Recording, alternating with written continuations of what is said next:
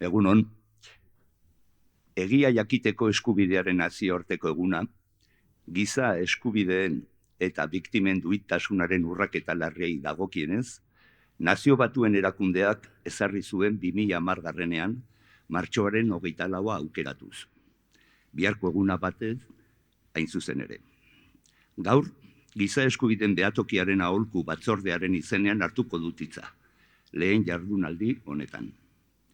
Bere ibilbide berriko urte baten ondoren, oso bizia da egindako bidea. Jardunaldi hau, Euskal Herrian instituzionalizatu nahi dugu, eta zehazkiago, urtero horrelako hitzaldi bat antolatuz. Azken hamarkada hauetan, gure herrian izan dugun gatazka politikoaren ondorioz, milaka lagunek pairatu dituzte haien oinarrizko giza eskubideen urraketa estatuak eragindako biolentzia medio. Modu zuzenean edo beste talde batzuen sostengu, baliabide edo babesarekin. Zehazki, poliziaren indarkeriaren, eskuin muturraren, gerra zikinaren, torturaren, bortxazko desagerpenaren edo estatuko segurtasun indarrekin izandako liskarren ondorioz hil zirenei buruz hitz egiten dugu. Izan ere, kasu gehiegitan, oraindik, gertatukoaren egia itzalez eta argitu gabeko galderez inguratuta dago. Jose Luis Gerezta, Barra Aldana, Esteban Murueta Goiena, Irunberriko Arroia, martxoaren 3ko gertakariak, Pasaiako Badiako Sarraskia, 78ko San Ferminak, Xavier Kalparsoro, eta beste hainbat kasuz ari gara.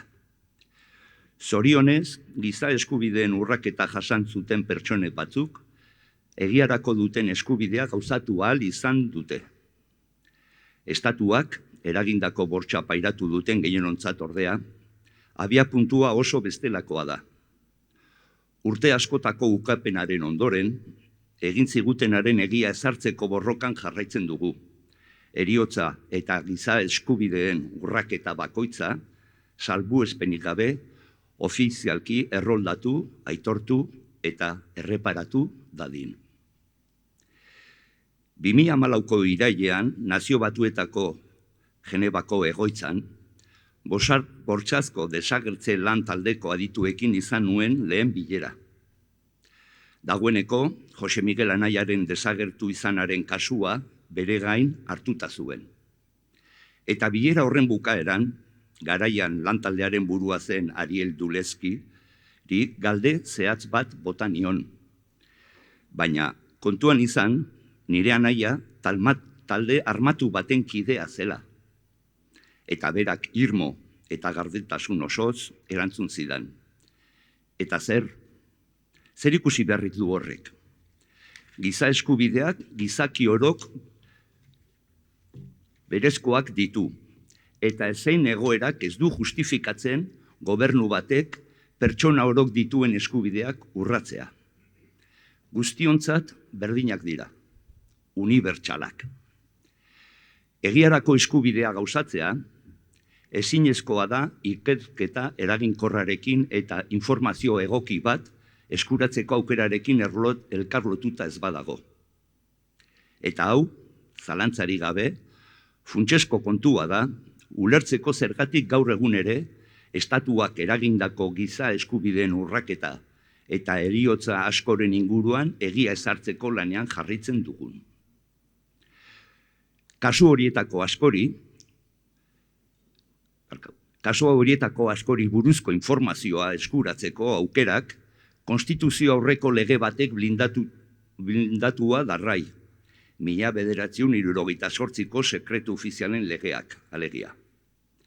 Egiarako dugun eskubidea mugatzen duen lege mekanismo honek, estatuaren bortxa jasan zuten pertsona askoren aitortzarako bidean, oraindik ere oztopo argia izaten jarraitzen du. Bestaldetik, kasu hauen inguruan abiatutako ikerketak oso eskazak izan ziren. Prozedura batzuetan lekukotza frogak ukatuz, trabak sortuz, bidegabeko atzerapenak ezarriz eta baten batean froga perizialak desarraraziz ere bai, gertatukoaren egia jakitea oztopatuz eta arduradunaren impunitatea ahalbidetuz.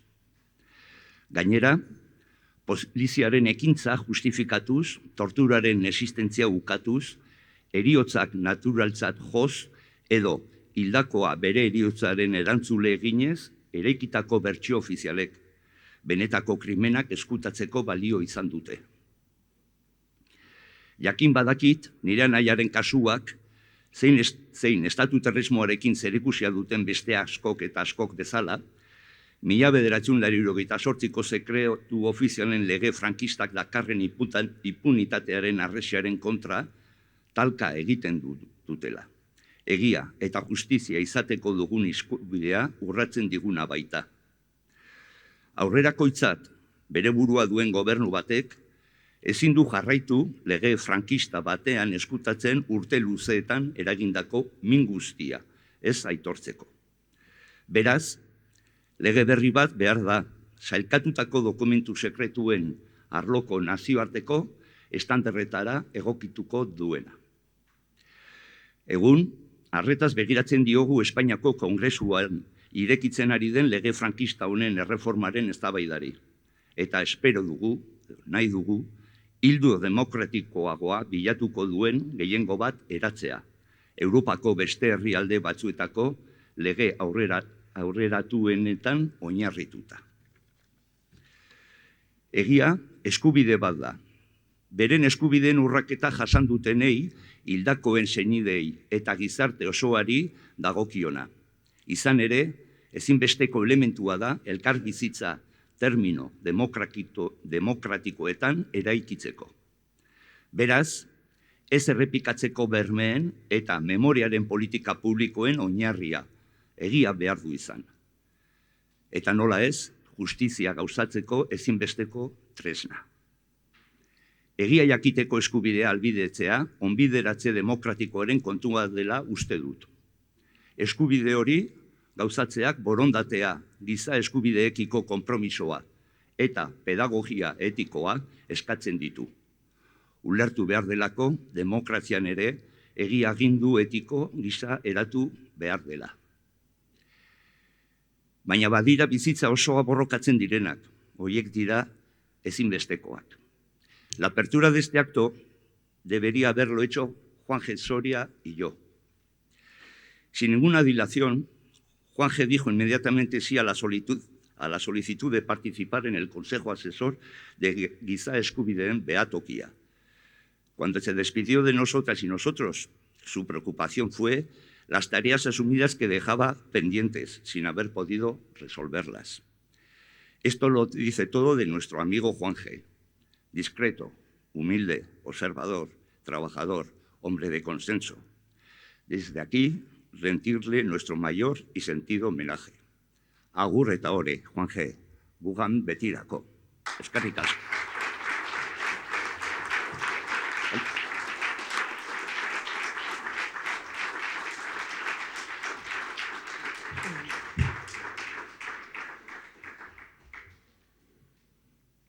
Egunon. Bueno, Enekok nire aurkezpenaren parte bat egin du, saiatuko naiz errepikatzen, ideia asko, oso importanteak, eta eskerrik asko hemen egoteagatik, horrelako egun baten, ospakizuna baino gogoratzea.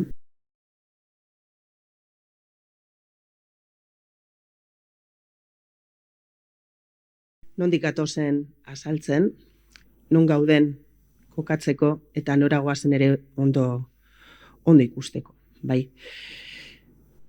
Giza eskubideen behatokia ez da esperientzia berria, aspaldi hasi zuen bere ibilbidea, 2001ko hasieran kokatzen da bere lehenengo ekimena, eta giza eskubideen behatokiaren lana nazioartean kokatzen da, gure eremu geografiko hurbilean, estatu biktimek ez zutelako kabidarik, euren salaketak ez zuten inolako ibilbiderik, ez genuen inolako ez errekonozimendua bakarrik, baizik tortura salatze hutsa ere bai, kriminalidade zantzu bat zanez, 2001 horretan tortura salatze hutsarekin, kriminalidaderako beste tik bat suposatzen zuen. Hori dela eta nazioartera jotzen dugu, gure asmoa, errealidade hori, estatu biolentziaren biktimen errealidadea, salaketak argitara atera, gizarteratzea eta ibilbide bat topatzea zan, bilatu eta bilaketa horretan topatu. Eremu horietako bat, garrantzitsuenetakoa, nazio batuen eremua izan zen, bertan eskaintzen ziren hainbat erreminta, mekanismo, ikasten hasi ginen, eta bertan gure salaketak, txosten teknikoak, estatu egi horri aurre egiteko gure txostengintzare sortuz, eta bertako hainbat mekanismotan parte hartuz, bai? Estatu espainola ikertzen zen mekanismoetan parte hartu, esaterako torturaren aurkako komiteak, giza eskubideen komiteak, Fabian Salbolik ondo ezagutzen duena, komite ezberdinetan parte hartu, eta baita ere kesa individualak aurkeztu. Bai, komite horietan, desagertuen lantaldea kasu, eneko ere ondo ezagutzen duena, eta bertatik ere emaitzak jasotzen hasi ginen. Hau da, gure lehenengo errekonozimenduak kanpotik etorri ziren eremu geografiko hurbiletik baino. Hasi izan, orduan, kanpotik beraz, horiek, errekonozimendua, erreparazioa, berriro gertatuko estenaren bermea, erreak gaztelera zartuta, reconocimiento, reparación, garantía de no repetición, baina kanpotik oraindik ere gauzak hemen oso astiro joaten ziren. Egia da, 15 urte inguru lanean egonda gero, horrelako geldiune bat hartu zuen behatokiak, eta aurrek urtean, 2023an aurkezpena genuen Miramar Jauregian, aholku batzordearekin lagunduta, berriro abiatu egingo genuela gure lana, eta gure misioa oso argi zegoen. Biktimen arteko asimetria hori aldatu egin behar zan, superatu egin behar zan, ezin zan izan biktima nondik zetorren eta horren arabera tratamendua, errekonozimendua ezberdina izatea. Orduan, ordutik, pixkat lehenago inkluso, aurkezpen aurretik, Ginebrara bueltatu gara, Ginebran berriro parte hartu dugu, torturaren kontrako komitean, eta baita ere, agian garaian parte hartzen ez genuen beste mekanismo batzuetan ere parte hartzen. Azkenean hau beti da, bilatzen joan helburuak argi izan da, eta ikusi non sartu dezakegun gure errealidade hori, justizia hori bilatzen, gure errealidade hori, gure salaketa horiek. Urte guzti hauetan, 15 urte hauetan eta gaur egun, orainian kokatuz, egia ere bai, hainbat gauza aldatu egin direla. Eta aurrera pausoak eman direla, ezin da bukatu. Aurrera pausoak eman dira, errekonozimenduaren bidetik. Gaur egun, nekez jarriko da zalantzan torturaren errealidadea, torturatuen errealidadea. Beste gauza bat litzateke ados egotea edo ez torturarekin, baina tortura egondala eta torturatuak milaka direla ere, errealidade hori gizarteratu da guztiz. Egi soziala da, gizartean dagoen egi bat. Oraindik ez da, halere, egi judiziala. Eta horragoaz. Hemen aipatu behar da bai ala bai, ez bakarrik instituzioen aldetik eman diren aurrera pausoak, baizik gizarteak eman dituen aurrera pausoak, izan ere gizartearen bultzada gabe, hemen aldaketarik nekez emango dira, ezta? Torturatuen sarearen papera eta bere funtzioa oso garrantzitsua da. Horrelako errealitate bat munduan aurkitzea oso zaila da, nik ez dut ezagutzen, non biktimak beraiek horrelako jarrera aktibo eta proaktiboa hartu duten. Eta horrela gainera esan digute nazioarteko esparruetan. Azkenengo tortura komitean aurkeztu genuenean, Ibakek aurkeztutako txostena, Estambuleko protokoloan oinarrituta milaka eta milaka torturatu zirela Euskal Herrian zeudenak, salaketa horiek, alde batetik imaginatu zelako aurpegia jarri zuten, eta baita ere azalpenak eskatu zizkioten gobernu espainolari, oraindik ere gugakigula erantzuni jaso ez duguna. Egiari Zor Fundazioa, baita ere biktimek hartu dute aurrea. Biktimek hartu dute jarrera proaktibo hori. Gauzak aldatzeko impulso hori. Beti ere ikuspegi espunitibista batean, beti ere revanchismo alde batera utzita, baina nola ez, egi horren bila. Zeren, esan dut aurrera pausoak eman direla, rekonozimendu batzuk eman dira, baina oraindik ere egoera ez da, ezin da bermatu, berriro errepikatuko ez denaren berme hori. Zeren torturatuak baditugu, meia torturatzaileek ez daukagu, hilketak eman direla, desagerpenak eman direla, onartuta badago ere bai, exekuzioak eman direla, onartuta badago ere bai, ez daukagu biktimariorik, perpetratzailerik, estatu biktimak daude, baina estatuaren aldetik ez dago inongo erantzulerik, ez erantzunkizunik, ez oraingoz bide errezik hori topatzeko. Biktimizazio fase ezberdinetatik errealitateak ekarriko ditugu. Bi esparru ezberdintzen ditugu giza eskubideen behatokitik. Alde batetik, denboran aurrerago ziren biktimak, hau da, orain denbora nahiko izandako biktimak, eta hurbilago ditugunak. Alde batetik, gaur garai fascistetako biktimak, ematen du bertan etzala inolako biktimarik egon, eta garai hurbiletakoak.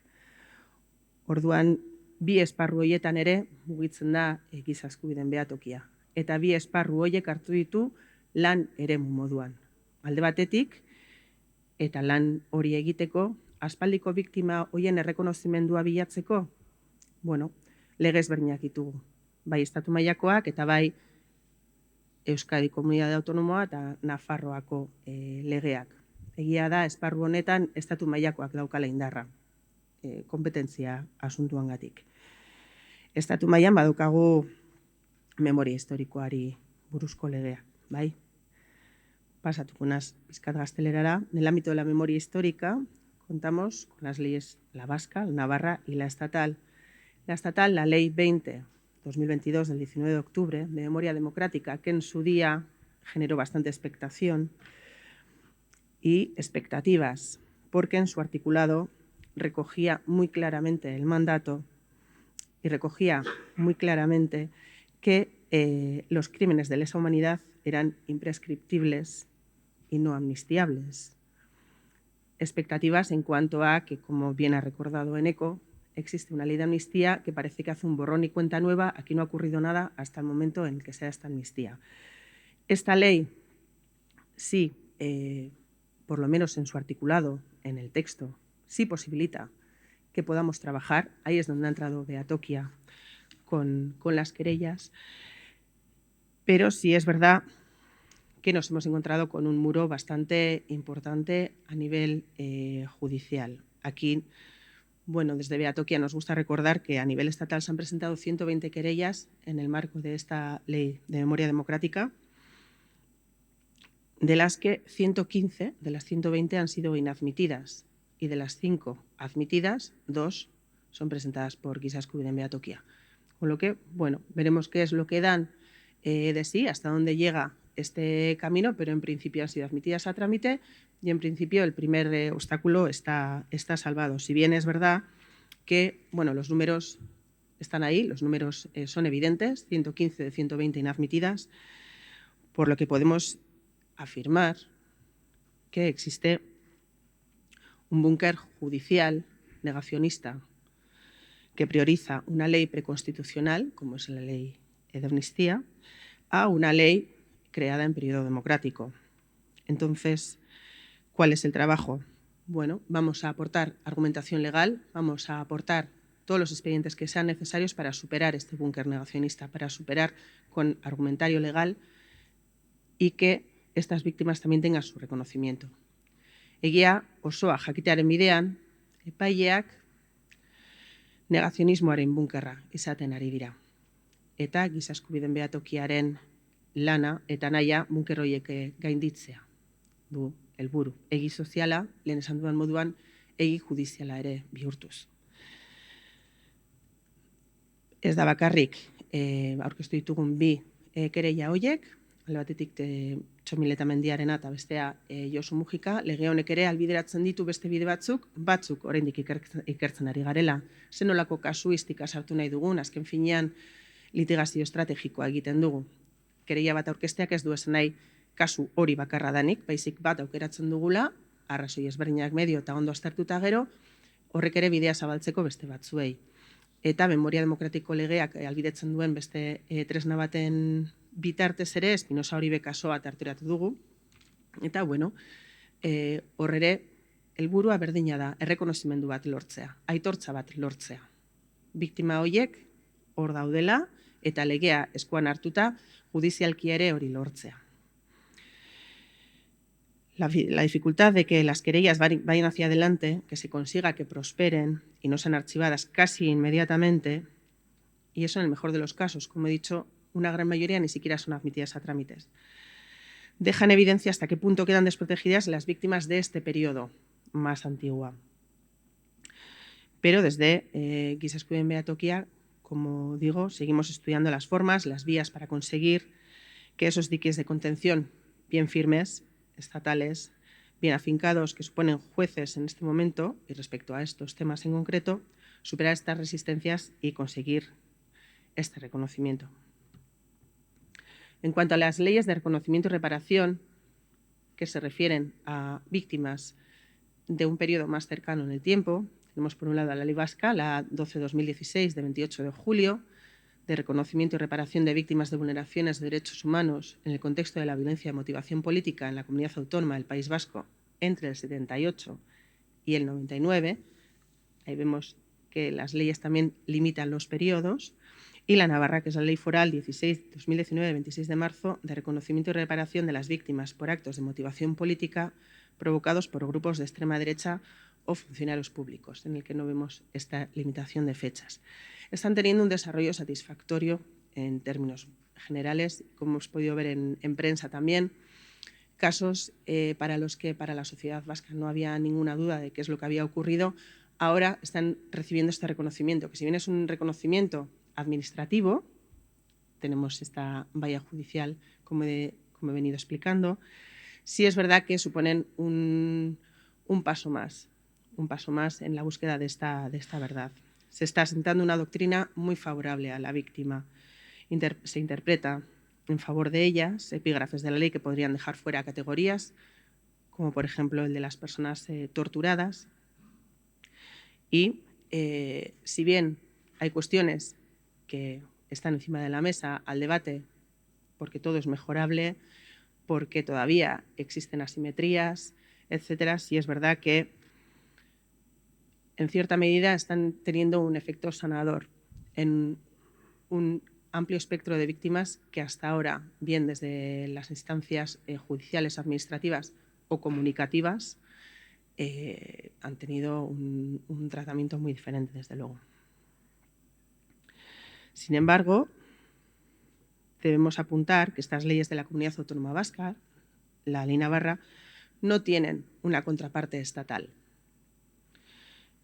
Es decir, tenemos unas leyes autonómicas que están reconociendo ya a buena marcha estas víctimas de violencia de Estado y, sin embargo, el principal agente provocando estas víctimas ni tiene una ley ni por ahora se ha pronunciado al respecto. Erreparazioa lortzen ari da. Erreparazioa lege hauen bitartez. Baina justizia oraindik ez da heltzen. Esan dudan bezala, torturatuak daude, baina torturatzailerik ez dago.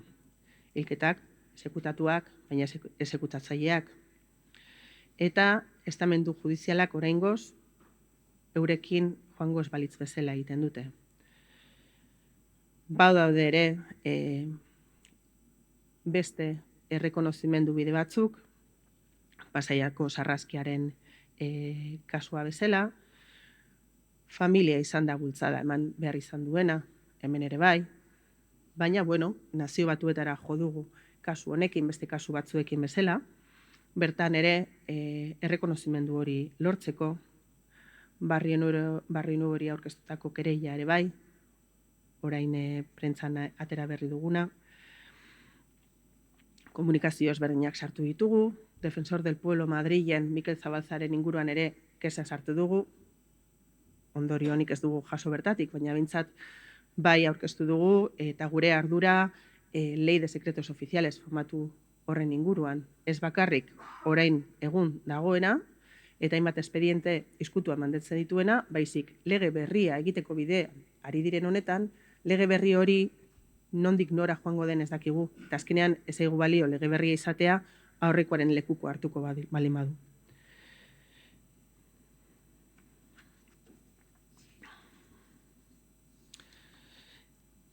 Es decir, con respecto a las víctimas de ETA, estas víctimas tienen reconocimiento, reparación, pero no tienen justicia, no hay una intervención de la justicia penal. Etako biktimen aldean jarrita. Asimetria nabaria ematen da. Eman izan da, historikoki. Biktima batzuen eta besteen artean. Eta egia bilatzaren nahia, behar hori, ez da ikuspegi ez punitibista batekin kontra esanean sartzen.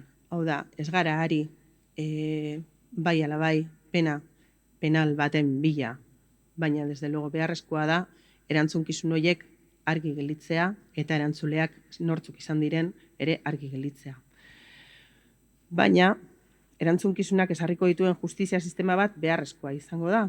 Eta gaur egun, non erantzukizun administratibo bat zehazten ari den, justizia penalari interpelazio zuzena egiteko garaia dela, uste dugu giza eskubideen behatokitik. Eta azken finean hori da biharko eguna, martxoak 24 eguna, zentzu guztia hartzen du irakurketa honen barruan, nazioarteko egia jakiteko eskubidearen eguna. Ez hori bakarrik, egia jakiteko eskubidea, giza eskubideen urraketa larrien biktimen duintasunarekin lotuta. Egia bilatzaren aldeko lana, impunidadearen aurka borrokatzea da. Estatuek burututako giza eskubideen urraketak aitortzea lortzea ez da lan makala. Baina gauza bat argi dugu eta horrela esan dute gainera biktimen zenidek behin eta berriro. Ez gara nekatuko. Egia jakiteko eskubideak ez du preskribatzen. El derecho a saber la verdad no prescribe.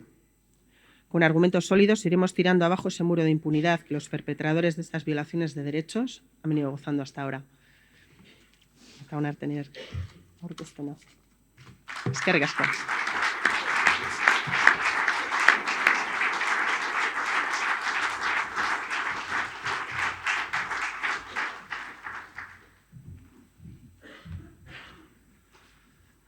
Bueno, muy buenos días, Kaixo, para todos y todas ustedes. No hablo euskera, a pesar de que soy casi vasco de la cantidad de veces que he venido a trabajar aquí.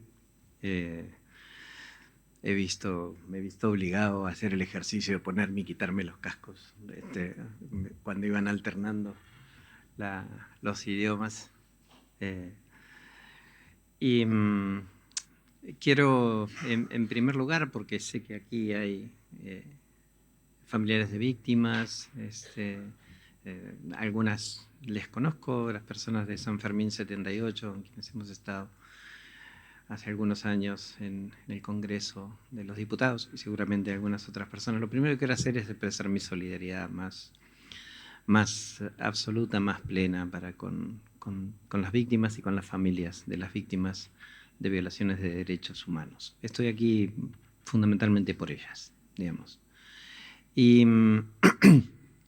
ese debe ser el punto de partida de mi intervención. Hoy hace 7 años fui elegido exactamente relator de Naciones Unidas en materia de verdad, justicia, reparaciones y garantías de no repetición. Es un cargo que terminé hace 1 año exactamente, pero hoy, hace 7 años, recibía con mucho vértigo y con mucha alegría, pero con mucho vértigo, la responsabilidad de llevar adelante esa relatoría que me ha dejado destrozado. Digamos, fueron 6 años de un trabajo muy intenso, pero que me era necesario, digamos, y me era necesario porque ese trabajo me permitió estar muy codo a codo con víctimas. Antes había integrado el Comité de Derechos Humanos de Naciones Unidas y es otra cosa. Es un órgano que decide jurídicamente, digamos, pero que solo está en Ginebra. Allí nos juntábamos y allí decidíamos. Es el lugar al que todo jurista que trabaja en derecho internacional de los derechos humanos quiere llegar. Sin embargo, la relatoría a mí me ha sido mucho más rica desde el punto de vista humano. Digamos, porque uno va al terreno, va a los lugares, va a los países, visita y escucha. Y después que escuchas a las víctimas ya no sos el mismo, felizmente. Es un privilegio y es una fatalidad. Pero nos humaniza más escuchar a las víctimas. Y hay que ser muy mala persona para no expresar solidaridad con las víctimas, independientemente de quiénes sean las víctimas e independientemente de quiénes sean los victimarios. No hay, ni debe haber, ni peros, ni justificaciones. Nada justifica el terror que ha cometido ETA, nada, absolutamente nada. Y yo lo he dicho siempre. Y eso es lo que me permite también levantar la voz, sin que nadie me pueda acusar de doble rasero, en torno a las víctimas del terrorismo de Estado. Las víctimas del terrorismo de Estado durante la dictadura y las víctimas del terrorismo de Estado durante la democracia. Porque el terrorismo de Estado es terrorismo de Estado. Y todas las personas, por supuesto, tienen derechos humanos. Todas. Y cuando se pide reparaciones para personas que han cometido crímenes o han cometido delitos, no es que se pide reparaciones porque han cometido crímenes o han cometido delitos. A nadie se les repara por ser terrorista. A las personas se les repara porque fueron víctimas de violaciones de derechos. Y es importante dejar esto en claro, porque hay discursos terriblemente perversos a los que hay que enfrentar todos y cada uno de los días, porque las víctimas corren con tremenda desventaja, siempre. Porque se cierran las puertas, porque no se les escucha, porque se les mira con sospecha, porque se les acusa y entonces se les revictimiza. Y eso es inaceptable. Y el paso del tiempo no calma nada. El paso del tiempo profundiza el dolor. Entonces no son cuestiones del pasado, son cuestiones del presente y son cuestiones del futuro. Porque no se puede pasar la página sin leerla antes. Yo empecé a trabajar en derechos humanos mi nombre es Fabián Salvioli, pero no me había presentado, digamos, perdón. Y soy profesor de Derecho en la Universidad de La Plata, en Argentina. Y soy el papá de un niño que se llama Gaspar, que tiene 11 años y que me tiene profundamente enamorado. Y soy hincha de Estudiantes de La Plata, que tiene los mismos colores que el Atlético de Bilbao.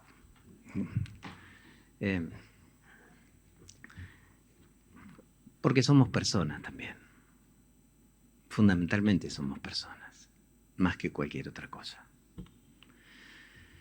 Cuando empecé a trabajar en derechos humanos, empecé a trabajar con familiares de desaparición forzada en Argentina. Yo tenía 19 años.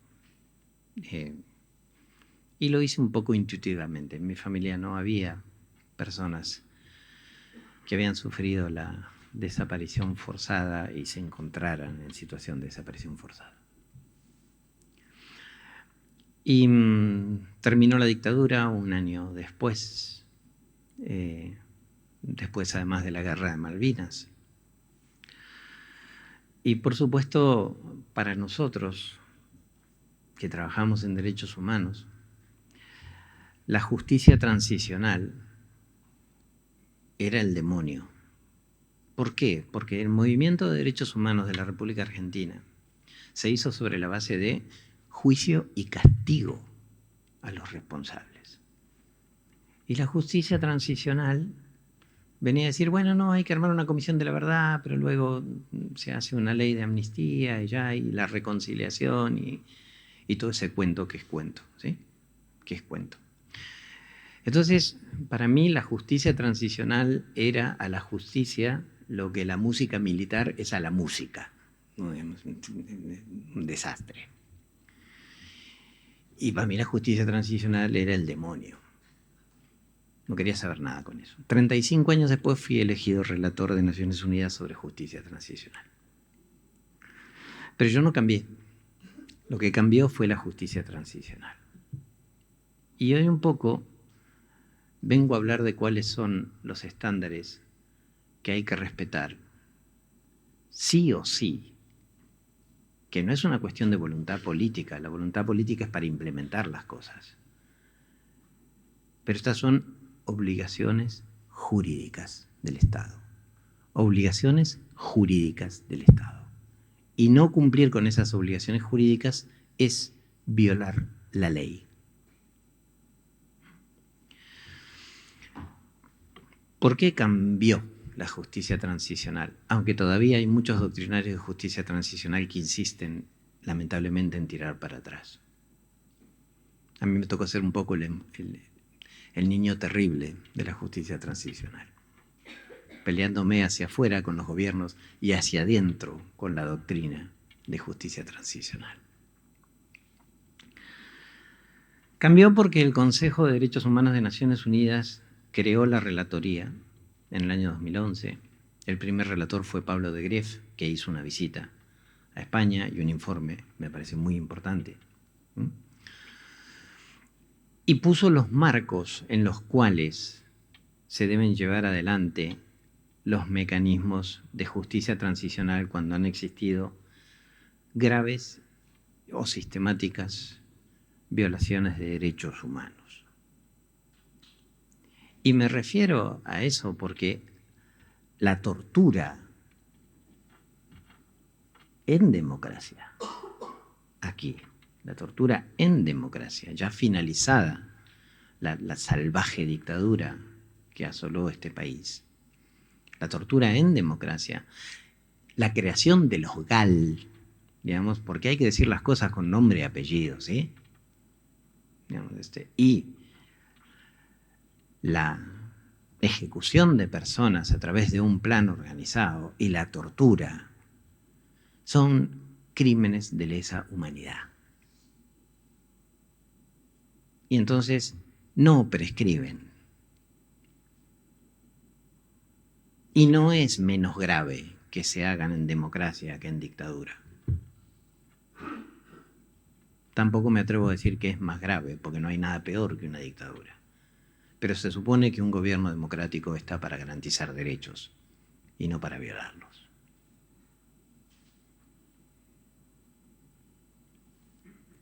Y eso es lo que nos diferencia. Lo que nos diferencia es dar frente a la violencia inaceptable, injustificable, condenable en todos los casos, sin fisuras, respuestas civilizadas.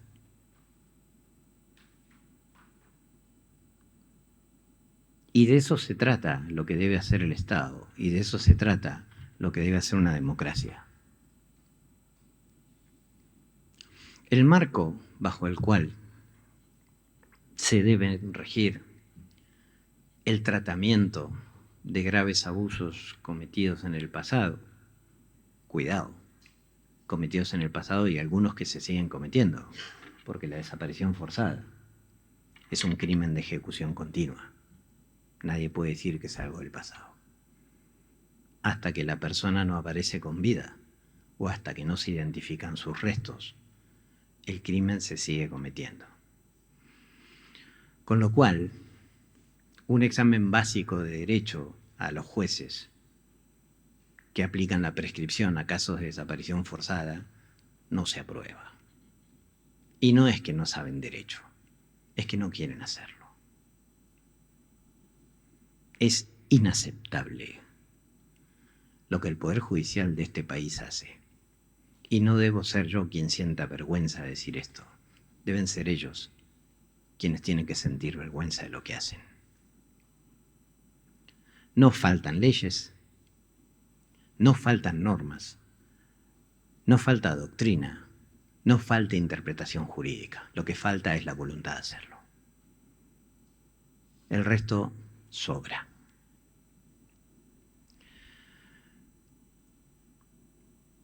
Y el hecho de que no se busque la vía punitivista, algo por cierto con lo que yo no estoy de acuerdo,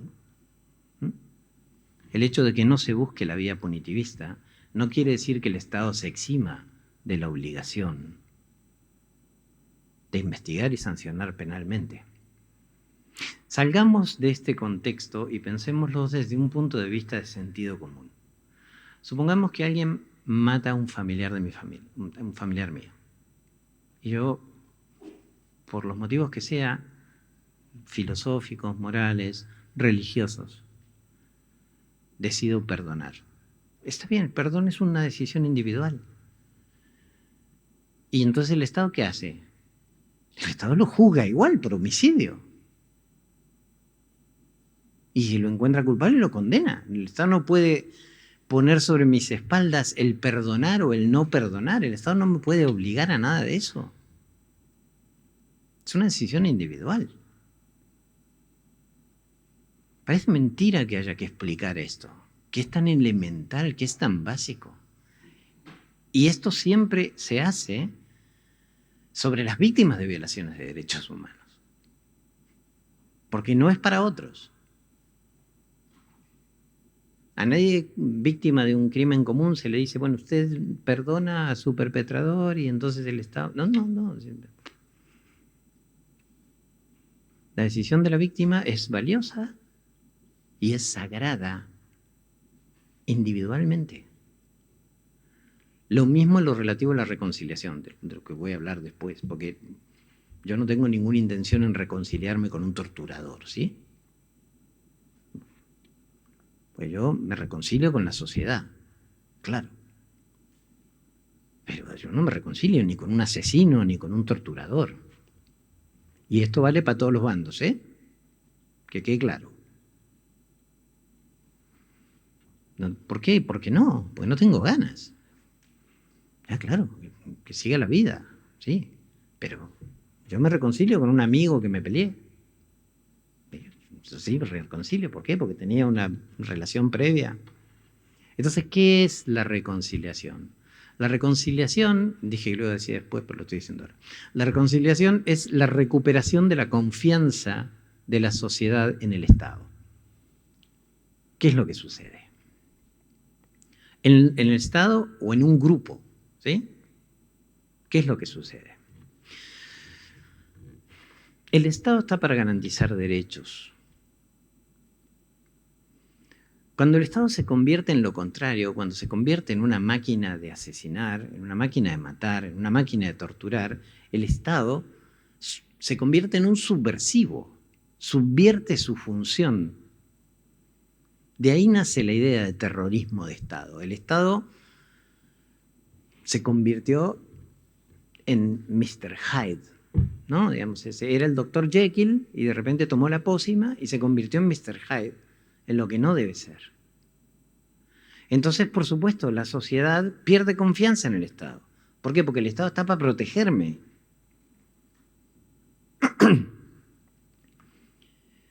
Y si el Estado entonces ya no me protege y todo lo contrario, se convierte en una máquina de asesinar y de matar, pues yo me divorcio del Estado.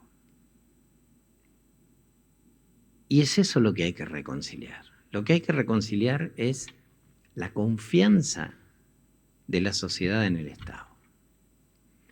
Y esa reconciliación precisamente se consigue con lo contrario. Es decir, no con la impunidad, no con la amnistía, no con el perdón, que es un hecho, reitero, individual. La confianza en el Estado se recupera con verdad, con justicia, con reparaciones de las víctimas, con garantías de que los hechos no se van a repetir y con memoria. Los 5 elementos que forman parte de lo que es un proceso serio y conforme a los estándares internacionales de tratamiento de violaciones masivas o sistemáticas que se han cometido en el pasado. Entonces, hay que trabajar en esos 5 frentes sin dejar ninguno de lado. Porque cuando uno no funciona, repercute indisolublemente en los otros. Déjenme dar algunos ejemplos de cómo uno mismo va cambiando sus propios posicionamientos con el paso del tiempo. Juicio y castigo, eso decíamos en 1982. Como a los nazis les va a pasar, a donde vayan los iremos a buscar. Eso decíamos en Argentina. Y Argentina, pues cierto, avanzó mucho en enjuiciar y en castigar a los responsables de esas violaciones. Todavía hay mucho camino por recorrer, pero la verdad, se ha hecho bastante en mi país. En otros lugares donde se ha hecho mucho es en la ex Yugoslavia. En la ex Yugoslavia ha existido enjuiciamiento y condenas por un Tribunal Penal Internacional, el Tribunal Penal Internacional para la ex Yugoslavia, que creó Naciones Unidas, y luego por las jurisdicciones locales, tanto en Serbia como en Croacia, como en Bosnia. Se podrá discutir, se podrá decir de que esas jurisdicciones locales no han trabajado, no trabajan todo lo que deben, pero sinceramente nadie puede decir que en la ex Yugoslavia hay impunidad. El problema es que hay personas que fueron condenadas a 20 o 25 años, que terminan de cumplir su condena y que son considerados héroes. Estoy hablando de responsables de genocidio. Y uno observa el rostro de Mladić en las paredes, muros de Belgrado. Estamos hablando de un responsable de genocidio, que no lo digo yo, lo dijo el Tribunal Penal para la ex Yugoslavia, que condenó por el genocidio en Srebrenica. Entonces, ¿qué ha fallado ahí? Ha fallado que no se han llevado adelante los otros componentes del proceso de justicia transicional. La verdad sin justicia no sirve, pero la justicia sin verdad tampoco. No hubo comisión de la verdad en la ex Yugoslavia, como no la hubo en España. Y hace falta, Hace falta. Esa fue una de las críticas que hice a la Ley de Memoria Democrática, que es buena, y que hay que apoyarla, porque cuando se va por todo no se consigue nada, Digamos, hay que apoyar lo que se puede lograr y hay que luego insistir en avanzar en lo que falta. El camino de derechos humanos es así, difícil, y hay que atravesarlo de la manera más inteligente posible, porque siempre tenemos todo en contra, menos algo, tenemos razón. Y eso es lo que nos da legitimidad para reclamar siempre. Tenemos razón. Entonces hay que actuar inteligentemente ya que tenemos razón. Ese es un ejemplo claro de que aquello que yo mantenía como eslogan estaba equivocado. Si juzgar y castigar, sí, claro, por supuesto. Pero sin lo otro, nah. Al revés, los convertís en héroes. Entonces, debe haber un proceso de verdad y debe haber un proceso de justicia. Una de las trampas más fuertes que nos han dado los enamorados de la impunidad es hacernos creer que verdad y justicia eran cosas contrapuestas, y no lo son. Y por cierto, la justicia no es revancha. Revancha es esperar a quien cometió el crimen y pegarle un tiro en la puerta de su casa. Eso es revancha.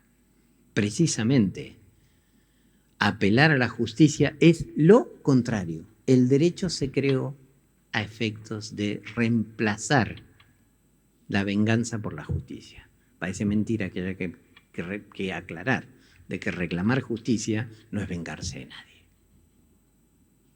Es la respuesta civilizada. Y vaya si las víctimas aguantan y siempre dan respuestas civilizadas en todo el mundo. Como para que además se les tilde de revanchistas.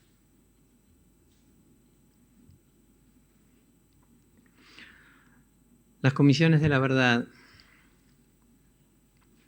nos permiten llegar a una verdad general. No a toda la verdad. Porque es imposible que examinen todos los casos. Imposible. Imposible.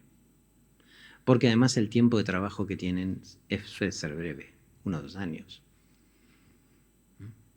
Pero el resultado es de enorme legitimidad.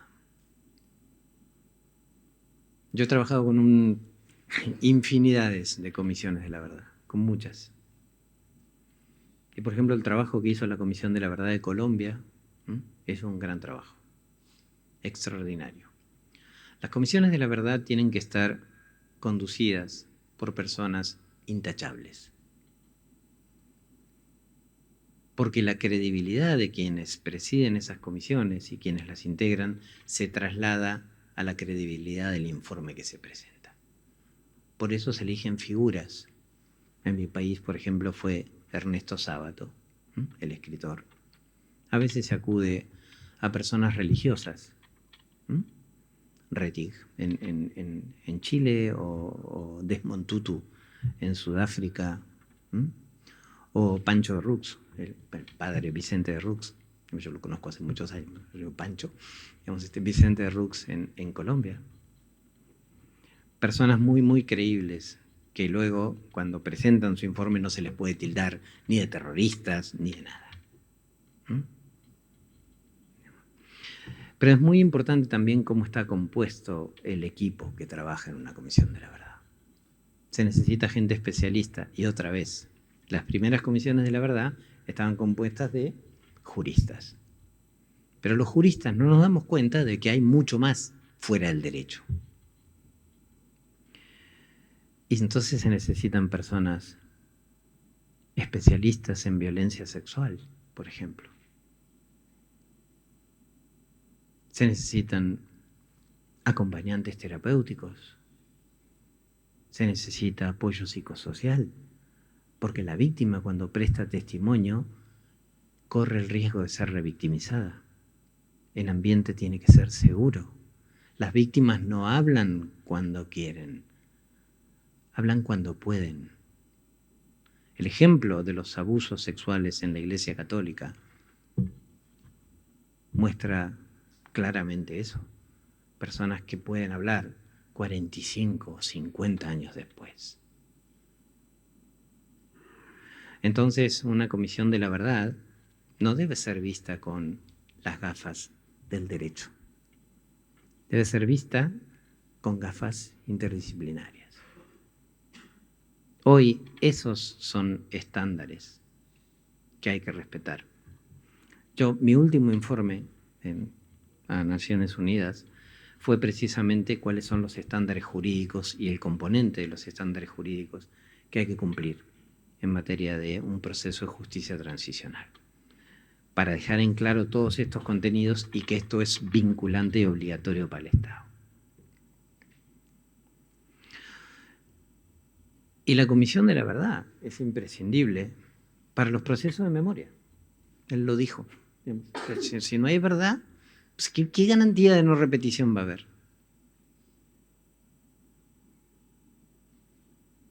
Entonces, no es menor un proceso de verdad. Hay que buscar una verdad general, una verdad plena, lo más amplia posible. En materia de justicia, pues estos crímenes deben ser enjuiciados y castigados, como corresponde, con penas apropiadas. Es increíble cómo el poder siempre se las ingenia para salir impune. Es como Alien, el octavo pasajero, ¿no? Digamos, uno cierra la puerta, se mete por la ventana, cierra la ventana, se mete por el ducto del aire, digamos, ¿no? Está ahí. La impunidad siempre está ahí. ¿Ves? Insoportable. Uno deroga las leyes de amnistía y entonces le meten la prescripción. Uno señala que son imprescriptibles, entonces dicen, pero ya son muy viejos y no se los puede juzgar. Será un viejo, pero no ha dejado de ser un cretino. Digamos, que se lo juzgue. Luego, bueno, si tiene que cumplir, por supuesto, las condiciones de detención tienen que ser naturalmente, para todas las personas, incluso para los violadores de derechos humanos. Las condiciones de detención tienen que ser dignas. ¿Corresponde en algunos casos la prisión domiciliaria? Pues sí, claro, corresponde. Pero parece mentira. Porque juegan con todo a favor. Primero te enchufan la amnistía y la prescripción y esto y lo otro. Entonces tardan 50 años y después te dicen que no los pueden juzgar porque ya pasaron 50 años. Pero pasaron 50 años porque ellos hicieron lo que hicieron. Entonces cuando no son músicos son cantores. Y no es aceptable. Cuando fue la pandemia del COVID, ¿quiénes creen que fueron los primeros en reclamar salir de las prisiones para ir a sus casas? ¿Las personas pobres condenadas por delitos menores? No, los criminales de lesa humanidad. Los primeros, que además estaban en situaciones de mucho beneficio, porque por supuesto no se les puede poner en cárceles comunes. Porque corren riesgo, ¿no? Naturalmente. Entonces, generalmente están en pabellones con muy poca gente.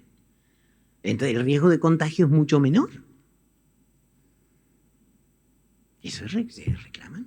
A mí me tocó eso en Naciones Unidas. Y claro, uno no puede decir que no pueden salir. Pero lo que yo le planteé a los estados fue, pues, por supuesto, no hay ningún problema. Pero a mí me enseñaron, cuando estudié Derecho, que la pena tiene que ser proporcional al delito cometido. Que si yo me robé un caramelo no es lo mismo que si cometo un homicidio. Entonces, si ustedes quieren desagotar las cárceles, empiecen por quienes robaron caramelos, no por quienes cometieron crímenes contra la humanidad. Y así van a ir desagotando, y entonces ya al final de todo, los criminales más criminales, para decirlo de alguna manera, pues si siguen las condiciones de hacinamiento, ahí sí. Pero empezar liberando a quien ha cometido crímenes contra la humanidad, pues se parece más a un hecho de impunidad que una medida sanitaria. Lo mismo con las enfermedades. Todos nos ponemos mayores y tenemos enfermedades. Yo tomo 4 pastillas todas las mañanas, digamos, para distintos achaques que tengo en mi cuerpo, que parece que no, pero les juro que los tengo. Digamos, si me bajé del avión ahora sí, me dolía hasta el pasaporte, digamos, es una cosa horrible, de veras. Porque además que estos cretinos cada vez te reducen más la clase económica, ¿no? Venís ahí hecho un ovillo. Digamos. Y cada vez cuesta más recuperarse, claro. Pero que nos pongamos enfermos no quiere decir que tengamos que estar libres. Hay cosas que son propias de la edad y si podemos tener atención en la cárcel, pues, y hemos cometido crímenes, pues, ¿ya? ¿Quiénes son los primeros que reclaman salir porque tienen una enfermedad? Los criminales de lesa humanidad. ¿No? Y se planteó el tema de Fujimori, en Perú, que tenía un cáncer. Me llegó la relatoría y yo saqué un dictamen diciendo que, por supuesto, cuando alguien tiene una enfermedad terminal, pues puede gozar de prisión domiciliaria, pero que tiene que ser la fase terminal de esa enfermedad. Es decir, enfermedad terminal de resolución inminente. Y sí, claro, que vaya a morir a su casa, por supuesto. Señalo esto porque siempre se buscan mecanismos de impunidad. O en El Salvador, en su momento, con leyes que condenaban a nada a quienes habían cometido crímenes de ese momento. Los juzgaban, pero los condenaban a 2 años y medio de prisión, y entonces como 2 años y medio de prisión era escarcelable, pues nada. No, las penas tienen que ser ¿cómo es? No es equivalente la palabra, es proporcionales a la gravedad del delito cometido. ¿Sí? O en Colombia, donde hicieron un maravilloso invento que es la jurisdicción universal de paz. Pero que las personas condenadas, y esto se hizo por el grupo de oposición armado, esto se hizo por la FARC, que han cometido crímenes aberrantes, repudiables, inaceptables. Inaceptables. Y ahora se benefician de una jurisdicción en la cual aceptan la responsabilidad, pero las sanciones son sanciones propias. Es decir, que proponen las mismas personas que son condenadas y entonces proponen, por ejemplo, ir a pintar una pared. Es que no es que uno sea punitivista. No, yo tampoco lo soy. Pero a mí me parece aberrante que quien roba una gallina vaya 4 años presos en Colombia y quien secuestró, torturó y violó mujeres vaya a pintar una pared. Porque la señal a la sociedad que le estamos dando es que es mucho más grave robar una gallina que secuestrar, violar y torturar mujeres. Entonces hay que hacerse cargo de las cosas que se hacen. Hay que hacerse cargo. De allí que en materia de justicia los estándares son que no hay amnistías, que no hay prescripción, que las penas tienen que ser proporcionales y que, por supuesto, proceden todas las garantías del debido proceso. Tampoco los tribunales tienen que estar al servicio de la condena. Y si no se logra la plena prueba de que la persona es responsable, por más que sepamos que ha participado, si no se pudo probar judicialmente, pues esa persona debe quedar libre. Porque esas son las reglas del juego. Señalo esto porque en Argentina, y es algo que no se dice, más de 150 personas acusadas por crímenes de lesa humanidad, con testimonios claros de que han estado en campos de concentración, no han sido encarcelados porque la justicia no les encontró culpables. Y hay que respetar eso porque el juicio pues fue un juicio justo. Y en caso de duda, ha de estarse en favor de la persona acusada, aunque sea una persona acusada de crímenes contra la humanidad. Otra cosa es que los jueces en realidad no sean imparciales o estén comprados o nada, es otra cosa. Pero cuando los juicios son juicios justos, pues son las reglas del juego y hay que respetarlas. El tercer elemento son las reparaciones. Entonces digo, Si yo hablo mucho es una tortura o trato inhumano y degradante, entonces no quiero excederme demasiado. El tercer elemento es el de las reparaciones. De nuevo, las reparaciones se dan a las personas por haber sido víctimas de violaciones, no por cómo se han comportado o no se han comportado en la vida. A nadie se le repara por ser o haber sido terrorista o haber apoyado el terrorismo, por haber cometido delitos o no haber cometido delitos. No. Las reparaciones corresponden a las personas por haber sido víctimas de violaciones de derechos humanos.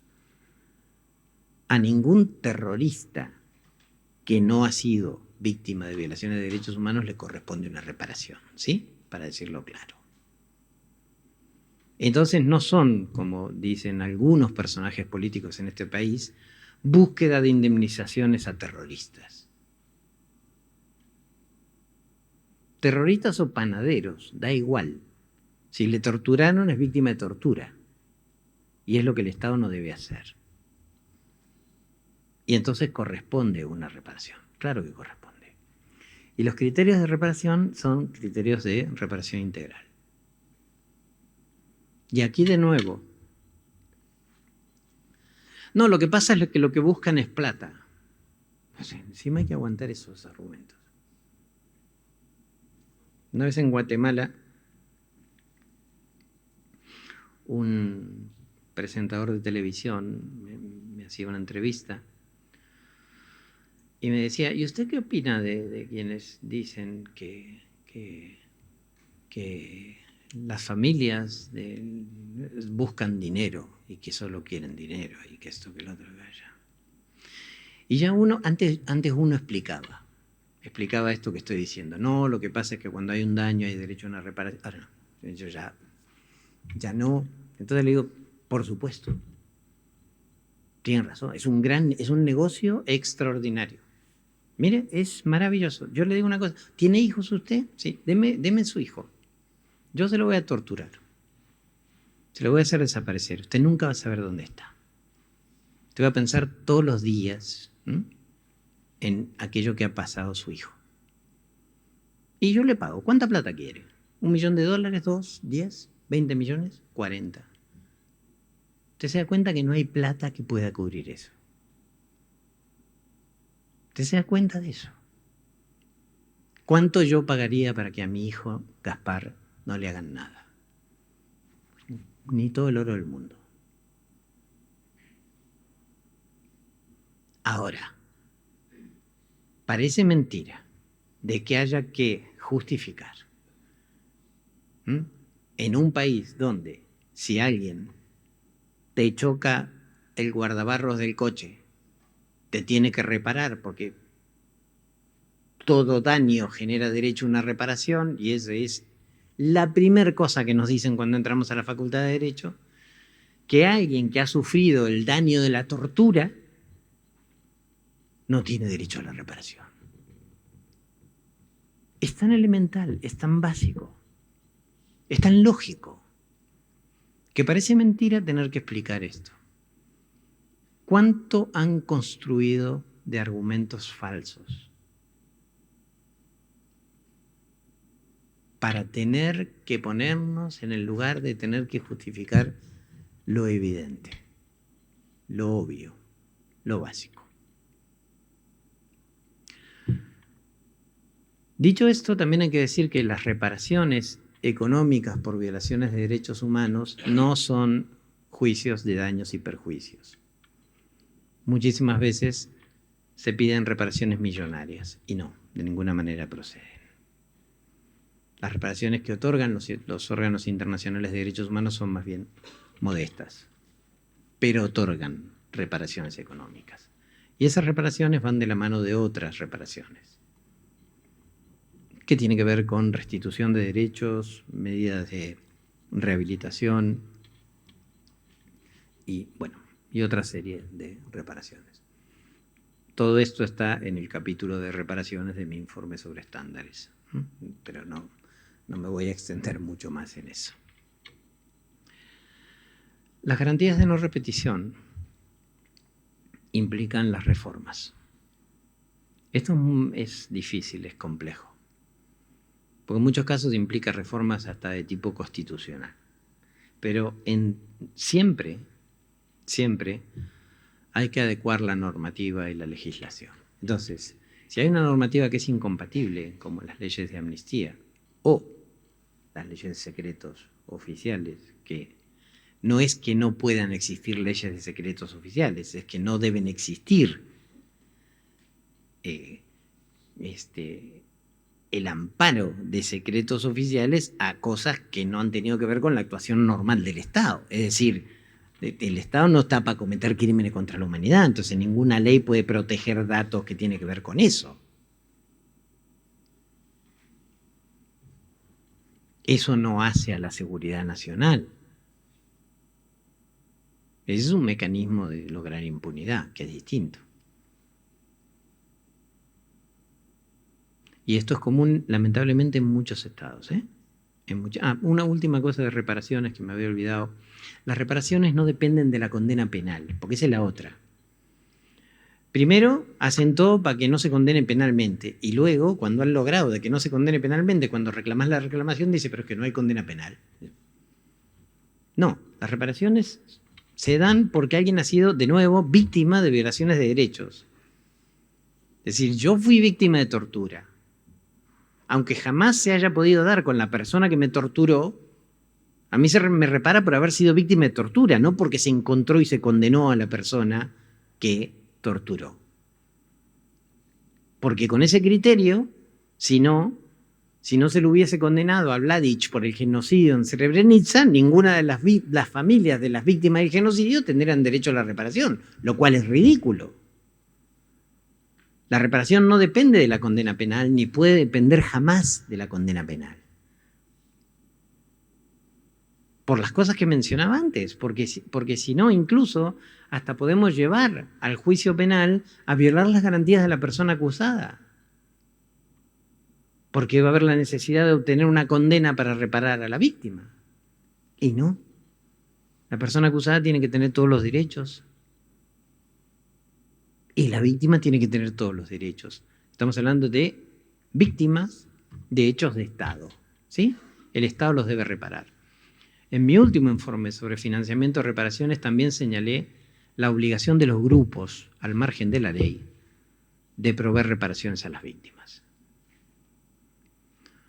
Me ha tocado trabajar con situaciones en Medio Oriente, en Siria, etcétera, etcétera, y, digamos, esos grupos no pueden quedar exentos de la responsabilidad que les cabe, cuando tienen los medios, por supuesto, para ello.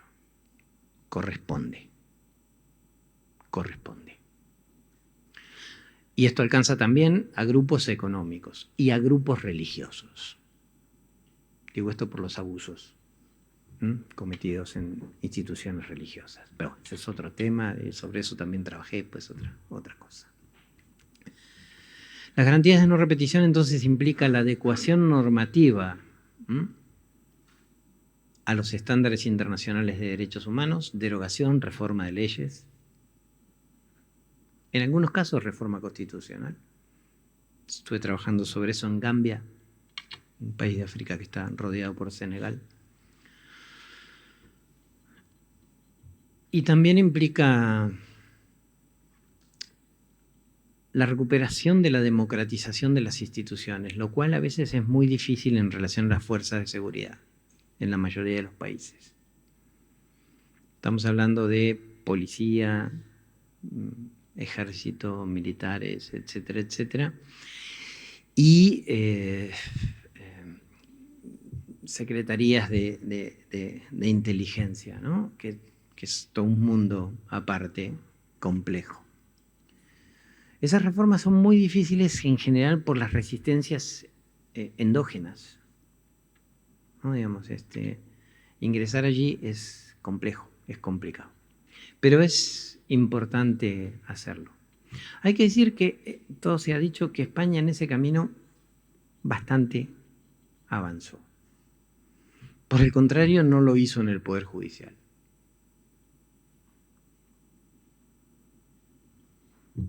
Y eso lo voy a decir hasta que el Poder Judicial me demuestre lo contrario. El Poder Judicial no se ha democratizado en términos generales. Claro que sí, claro que hay jueces y juezas de alta probidad. Pero en términos generales no. Continúa funcionando como si el derecho internacional de los derechos humanos no existiese y como si la Constitución española no existiese. Porque hay un artículo 10.2 y hay un artículo 96, ¿no?, que dan la base para que hacer lo que hay que hacer.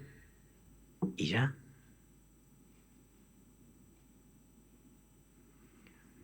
Y es un serio problema, porque el Poder Judicial es la vía bajo la cual podemos canalizar la garantía de nuestros derechos. Como vos decías, ¿no? Digamos, no puede ser que el derecho internacional, que los órganos internacionales te otorguen más razón que el Poder Judicial Nacional. ¿Por qué? Es porque al orden internacional llegan muy pocos asuntos. La gente no puede llegar al orden internacional, es muy difícil. Entonces, tiene que ser primero el orden nacional el que garantice todo, y solo excepcionalmente, cuando no se ha podido, es decir, la negación de derechos no puede ser la regla a nivel nacional, tiene que ser la excepción. Y allí donde ocurrió la excepción, entonces, sí, porque el derecho internacional por definición, no puede subsanar todas las injusticias que hay en el planeta, ni cada caso individual de los múltiples que hay. Por eso, todos los órganos locales tienen que ser órganos de derechos humanos. Y nadie que descrea en los derechos humanos debería llegar al poder en nuestros países. Y lo digo siendo argentino en este momento, ¿no? Con lo que eso implica. Pero la historia es dinámica, ¿eh? La historia es dinámica. Así que esas cosas van a cambiar. Nunca hay que perder la esperanza en que las cosas cambien. Y no solo no hay que perder la esperanza, sino que hay que hacer lo posible para que las cosas cambien. Las garantías de no repetición también tienen que ver con la educación. Educación en derechos humanos, en las escuelas, en los colegios, en las universidades. Y educación en memoria, que no es lo mismo. La educación en memoria es la educación sobre las violaciones de derechos humanos cometidos. La educación en derechos humanos es educar para la igualdad, es educar para la libertad, es educar para la no discriminación. Es educar para todo lo que no quieren educar quienes atacan a la educación. ¿Sí? Para quienes nos dicen que estamos adoctrinando.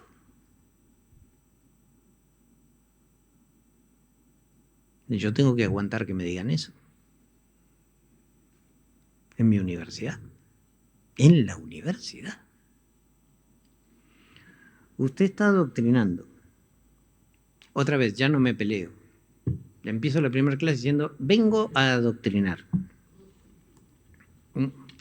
Vengo aquí, les quiero prevenir de que he llegado aquí a adoctrinarles. Sí.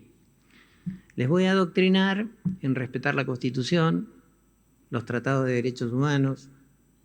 Les voy a adoctrinar en relación a no atacar al otro, a no tener discursos de odio. Les voy a adoctrinar en la convivencia. Les voy a adoctrinar en aceptar la diversidad. Les voy a adoctrinar en no deshumanizarse frente a la pobreza. Les voy a decir, les reconozco que voy a adoctrinar. Ahora, quienes no trabajan en esta línea, piensen en qué temas los están adoctrinando. Porque adoctrinar, adoctrinamos todos. Y el último de los componentes de los 5 pilares de la justicia transicional es la memoria. La memoria requiere de la verdad, lo que tú decías. Porque si no hay verdad previa, ¿qué memoria va a haber? Una memoria mucho más esporádica, mucho más espasmódica. Y una memoria que, aunque sea la memoria adecuada, se deslegitima, porque parece la memoria que impone un relato de un determinado gobierno. Entonces, aún con las mejores intenciones, digamos, no llevar adelante un proceso de memoria como resultado de un proceso de verdad no nos lleva al mejor lugar.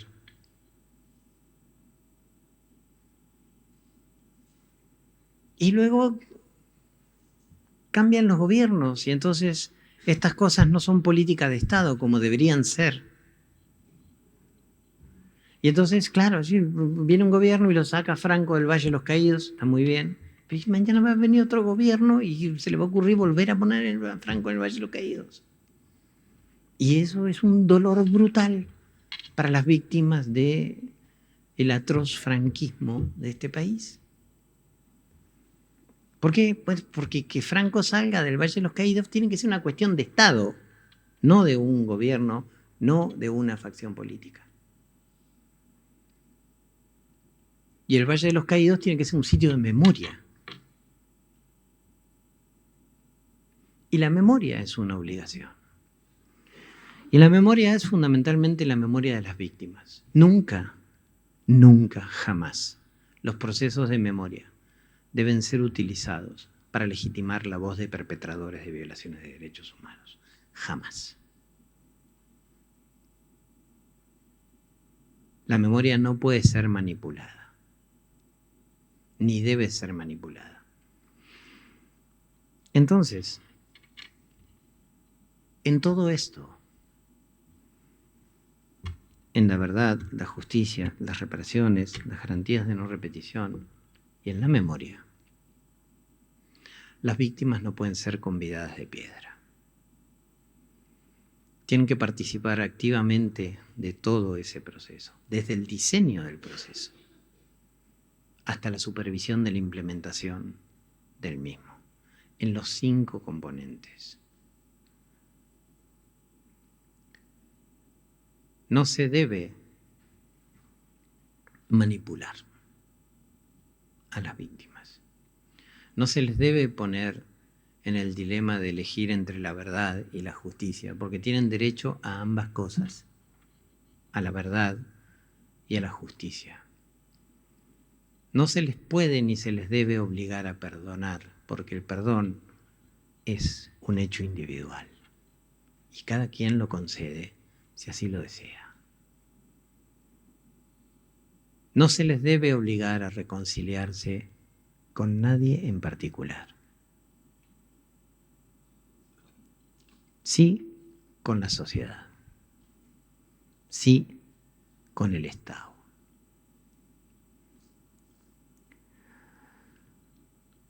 El nunca más se construye así, no poniendo la basura debajo de la alfombra. El nunca más se construye cada mañana, en cada desayuno, en cada caricia a nuestros hijos y a nuestras hijas. En cada día que salimos al curro. En cada cosa que hacemos. El nunca más se construye individual y colectivamente. Ahí sí, la dictadura va a ser una cosa del pasado. Ahí sí, los crímenes de Estado van a ser una cosa del pasado. Ahí sí, los crímenes de los grupos de oposición armada van a ser una cosa del pasado. Es lo que nos debemos. Anteayer hablaba un poco de esto en una charla sobre otra cosa en Bilbao. Somos parte de un engranaje, de una cadena. somos parte de aquellos que estuvieron y que ya no están, y somos parte de aquellos que nos siguen. Y tenemos que comportarnos en tanto que tal. Es imprescindible hacerlo. No porque nos satisfaga personalmente, no para mirarnos en el espejo y decir qué bonitos y qué buenos que somos. No, para ser parte de lo humano. El ser humano tiene fundamentalmente la posibilidad de razonar. La razón es lo que nos permite distinguir lo que está bien de lo que está mal. Pero no solo es la razón lo que nos hace humanos. También lo es la conciencia. La conciencia es lo que nos hace actuar en consecuencia con aquello que la razón nos dictó. Actuar consecuentemente. Sentir empatía. Sentir el dolor de quienes han sido víctimas. Acompañar. Fundamentalmente acompañar. Y avanzar. ¿Para qué? Pues para que nuestros hijos y nuestras hijas no tengan que pasar por lo que se ha pasado. Porque hay otra manera de vivir. Y es una manera mejor. Y esa manera de vivir no es otra que con el respeto y la garantía de los derechos humanos sin discriminación para todas las personas. Esa es la ideología más bella, más bonita que la ciencia jurídica le legó a la humanidad. Y deberíamos no ser tan tontos de desaprovecharla. Les agradezco mucho. Muchas gracias.